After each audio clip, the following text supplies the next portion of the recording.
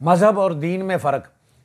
لغوی اعتبار سے دین اور مذہب دونوں عربی زبان کے لفظ ہیں، اگرچہ اردو زبان میں مذہب اور دین دونوں ایک ہی مفہوم دیتے ہیں، تاہم عربی میں مذہب کا لفظ دین کے معنوں میں استعمال نہیں ہوتا، اور اللہ کے نزدیک دین اسلام ہے۔ قرآن مجید میں اللہ تعالیٰ کا ارشاد ہے، بے شک دین اللہ کے نزدیک اسلام ہی ہے۔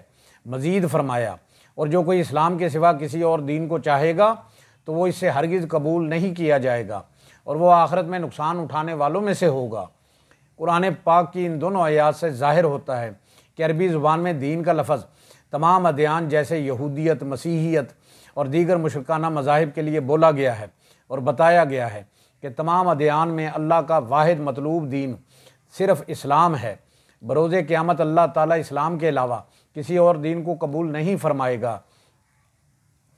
یہاں ایک اور بات قابل غور ہے کہ کسی بھی نبی اور رسول جو صاحب شریعت ہو، اس کے اعلان نبوت سے پہلے جو بھی لوگ سابقہ نبی کی شریعت پر عمل پیرا تھے اور مشرک نہیں ہیں، وہ دین اسلام میں داخل ہیں، لیکن نئے نبی کی اعلان نبوت جو صاحب شریعت، صاحب کتاب ہو، اس کے بعد جو پرانے دین پر قائم ہیں وہ مشرکین میں شامل ہیں، جبکہ کسی خاص شعبہ زندگی سے متعلق ہدایات، طریقہ کار یا راستے کو عربی زبان میں مذہب کہتے ہیں۔ جس طرح فقہائے کرام کی فقہی آراء کی روشنی میں فقہی جماعت بندی ہوئی تو انہوں نے فقہی مذاہب کا نام دیا گیا۔ اہل سنت کے ائمہ اربعہ کی آراء کے بنیاد پر 4 فقہی مذاہب وجود میں آئے۔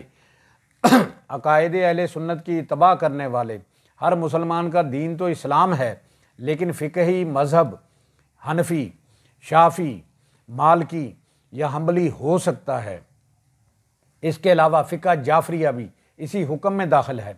خلاصہ کلام یہ ہے کہ دین اسلام ایک کل ہے اور اس کے مختلف شعبے یا اجزاء ہیں۔